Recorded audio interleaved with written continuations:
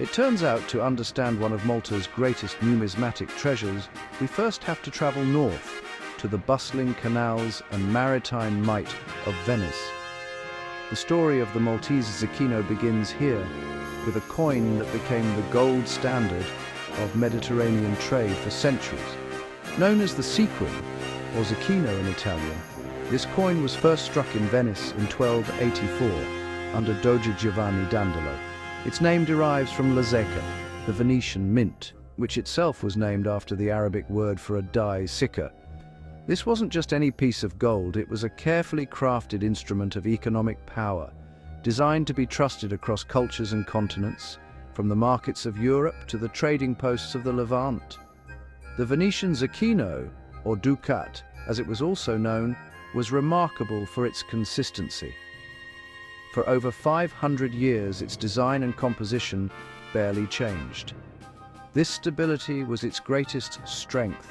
Each coin weighed a precise 3.5 grams and was struck from virtually pure gold, boasting a fineness of 99.47%.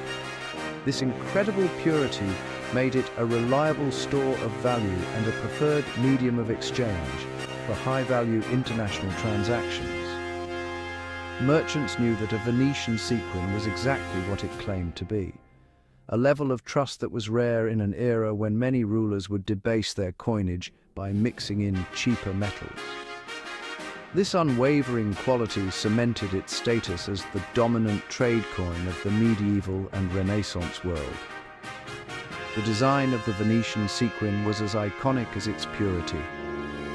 On one side, it depicted the standing figure of Jesus Christ within an oval frame, a design known as a mandorla. This image was a powerful symbol of Christian faith, projecting Venice's identity as a Christian republic. On the other side, a kneeling doge, the leader of Venice, is shown receiving a banner from the city's patron saint, Saint Mark. This imagery was a brilliant piece of political branding. It subtly placed the secular authority of the Doge under the divine protection of Saint Mark, reinforcing the legitimacy and stability of the Venetian state. This design became so famous that it was widely copied, a testament to its widespread acceptance and influence.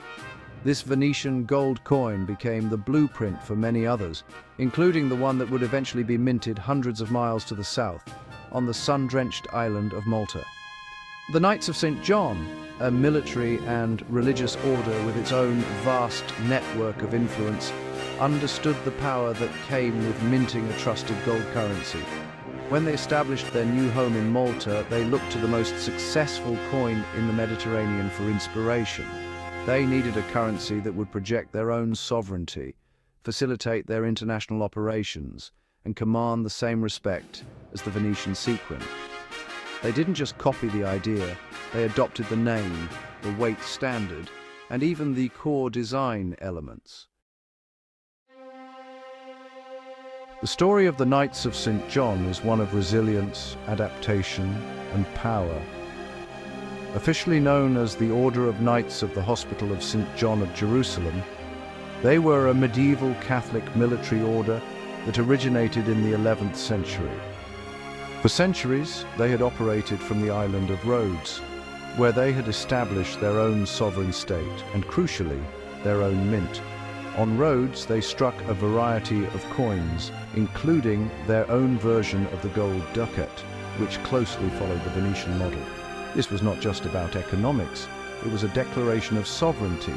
Minting their own currency, especially in gold, was a right reserved for independent rulers, and the knights were keen to assert their status on the international stage. However, their time on Rhodes came to a dramatic end. In 1522, after a grueling 6-month siege, the knights were defeated by the massive army of the Ottoman Sultan, Suleiman the Magnificent. Forced to leave the island, they spent 7 years wandering Europe without a permanent base. Their fortunes changed in 1530, when Holy Roman Emperor Charles V granted them a new home, the Maltese archipelago.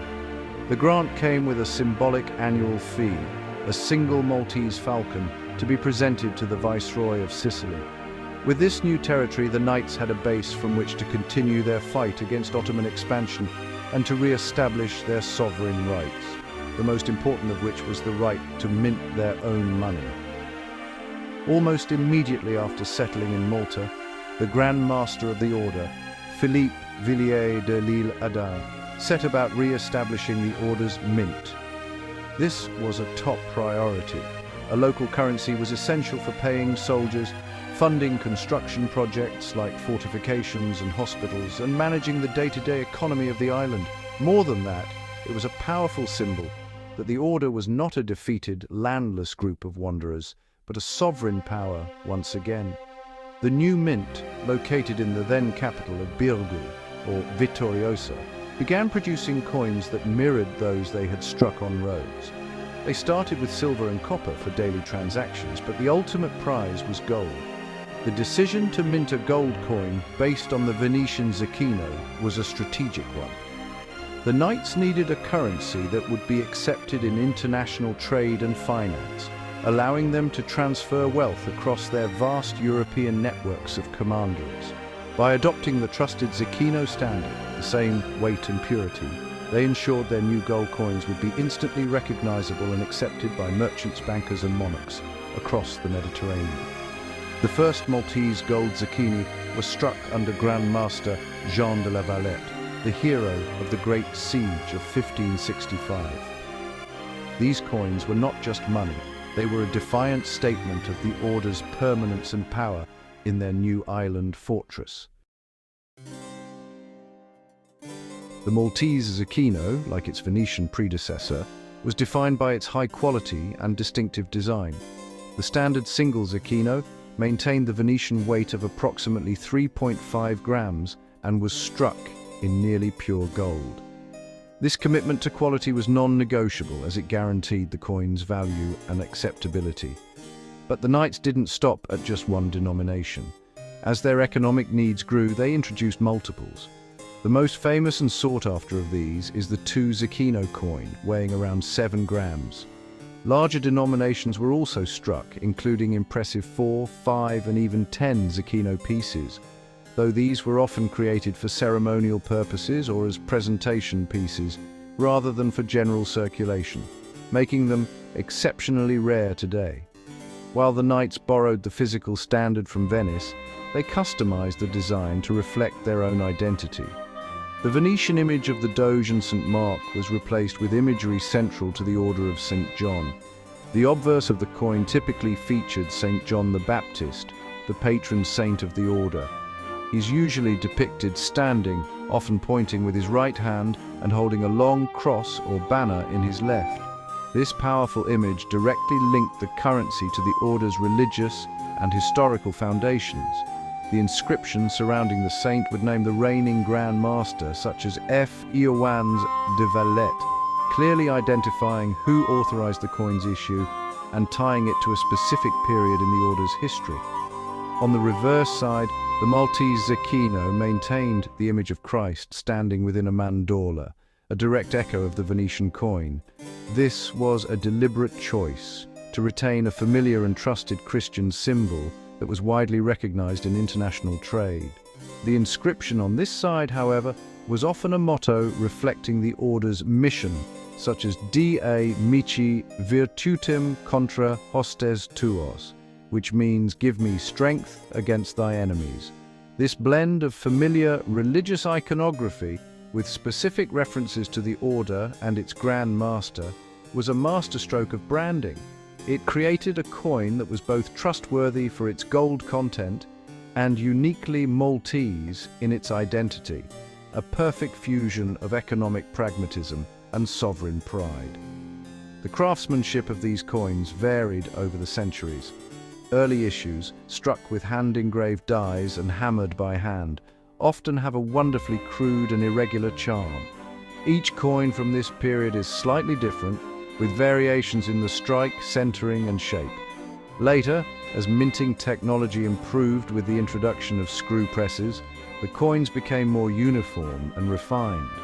The designs grew more detailed and artistic, particularly during the Baroque period under Grand Masters like Antonio Manuel de Villena. These technical and artistic shifts allow numismatists to trace the history and development of the order's mint through the coins themselves, turning each piece into a tangible artifact of its time. The minting of gold zecchini in Malta spans nearly 250 years, a period marked by distinct phases and the leadership of several prominent Grand Masters. The very first gold coins were struck under Jean de la Valette, who led from 1557 to 1568, the revered leader who guided the knights through the Great Siege of 1565. His zecchini are incredibly rare and historically significant, representing the birth of the Order's gold coinage in their new home. These early coins, hammered by hand in the Birgu mint, are often crudely struck but possess an undeniable historical aura. They symbolize the Order's determination to rebuild and reassert its sovereignty in the face of immense external threats, making them highly prized by collectors. The 17th century saw a consolidation of the Order's power and a corresponding standardization in their coinage. Grand Masters like Alof de Wignacourt, who ruled from 1601 to 1622, and Antoine de Paul from 1623 to 1636 continued the tradition, with their coins becoming more refined as minting techniques improved. However, it was during the 18th century, the golden age of the Baroque in Malta, that the production of zecchini reached its artistic and quantitative peak. Grand Master Antonio Manuel de Villena, who reigned from 1722 to 1736, was a prolific builder and patron of the arts, and his reign saw a significant output of beautifully designed coins. His zecchini are known for their elegant style and consistent quality, reflecting the prosperity and cultural flourishing of the island under his rule. The most prolific issuer of gold coins was Grand Master Manuel Pinto de Fonseca, who ruled from 1741 to 1773. His long reign was a period of relative peace and immense wealth for the Order, and his mint produced a staggering quantity of gold coins, including the 1, 2, 5, and 10 zecchini denominations. Pinto was a ruler with a grand vision of his own authority, even obtaining the right to use a closed crown on his coat of arms, a symbol of royal status. This ambition is reflected in his coinage. He famously replaced the traditional image of Saint John the Baptist on some issues with his own crowned coat of arms, a bold statement of personal power.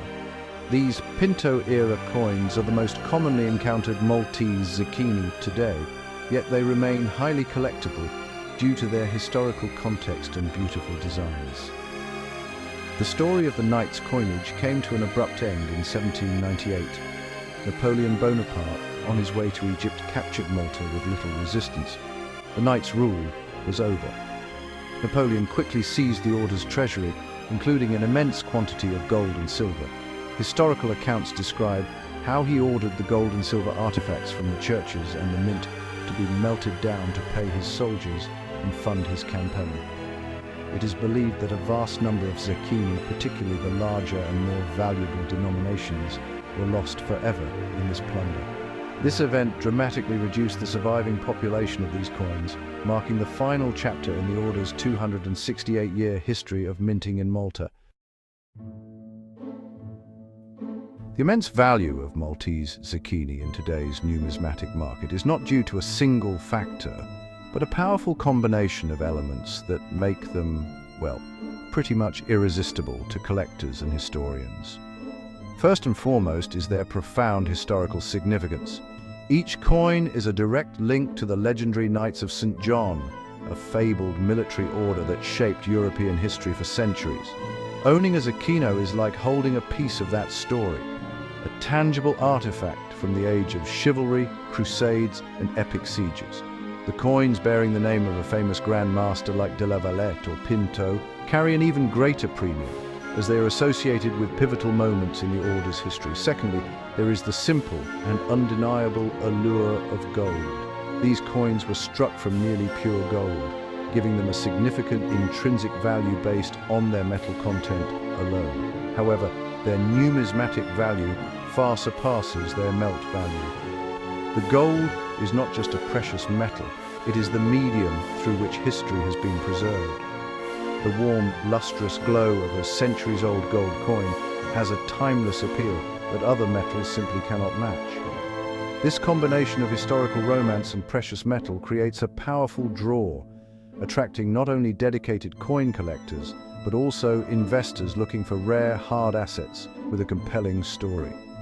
Rarity is perhaps the single most important driver of value.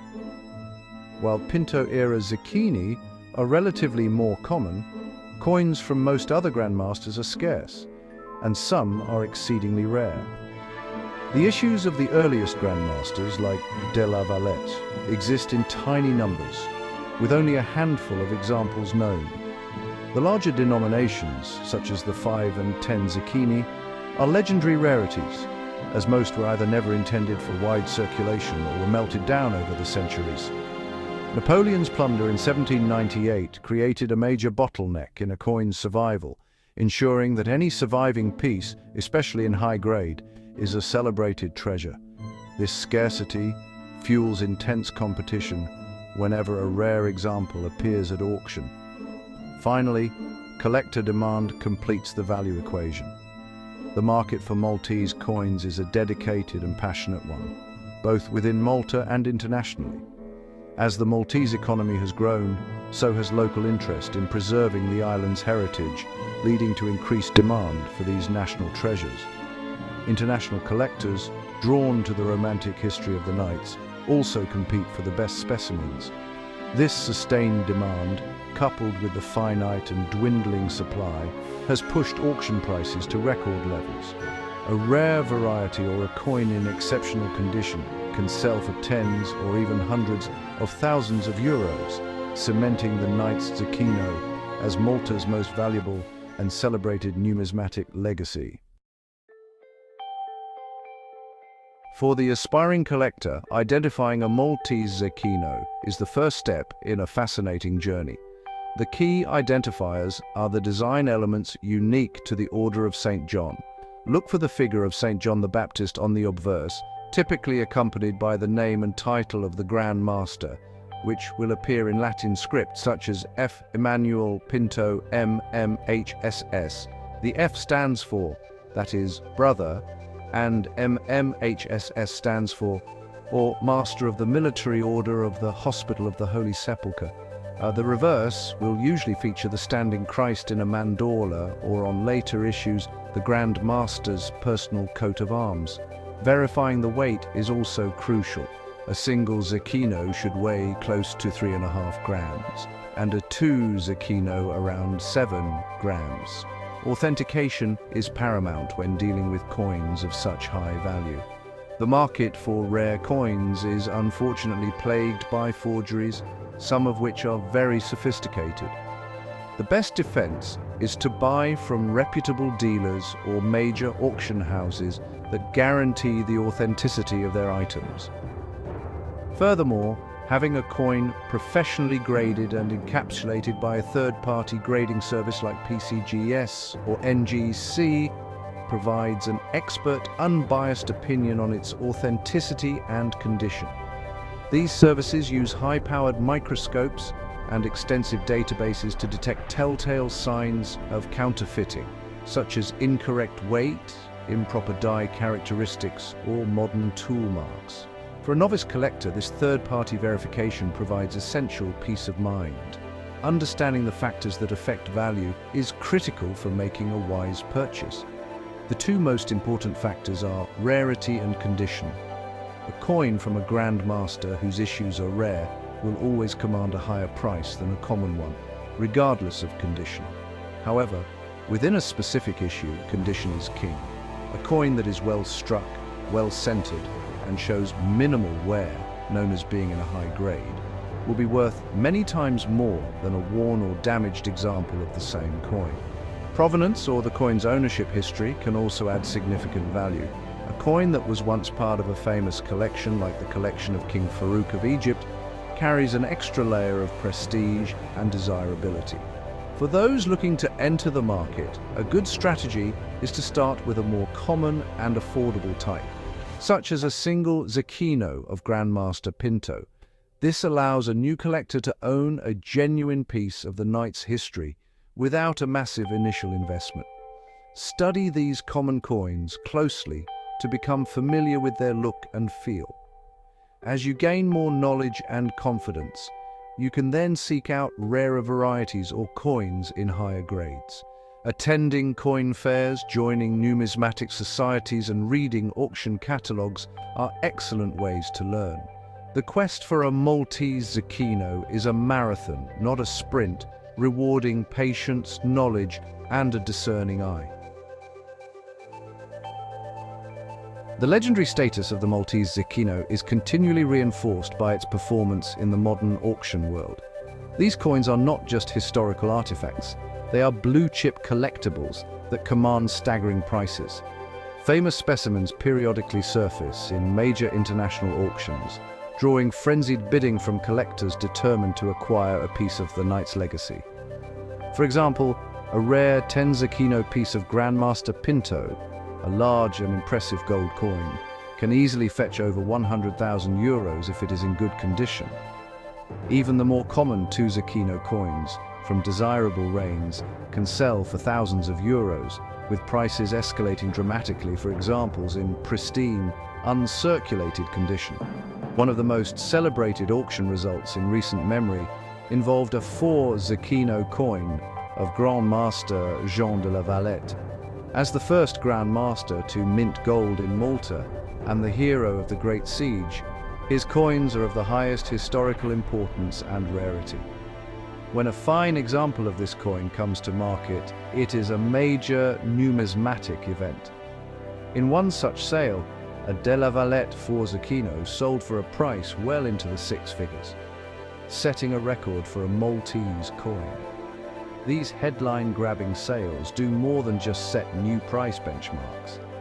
They reignite public interest in the history of the knights and underscore the profound cultural and monetary value of their coinage. In summary, the gold Zecchino of the Knights of St. John is unequivocally Malta's most valuable coin for a confluence of powerful reasons.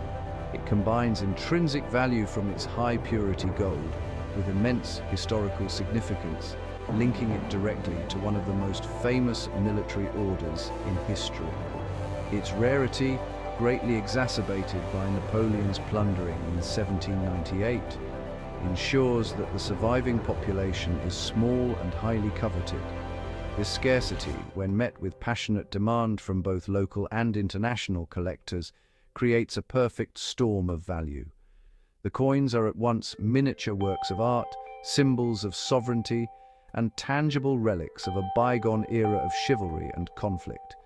For those whose interest has been piqued, the journey into the world of Maltese numismatics is a rewarding one. To learn more, an excellent starting point is the Central Bank of Malta's Currency Museum, which holds a superb collection. Essential reading includes the seminal work by John A. Gatt, The Coins and Banknotes of Malta, and auction catalogues from firms like Numismatica Ars Classica or Fritz Rudolf Kuhnke, which often feature high-quality Maltese coins with detailed historical write-ups. Exploring these resources will deepen one's appreciation for these golden treasures and the epic story they have to tell, a story of faith, power, and survival forged in pure gold.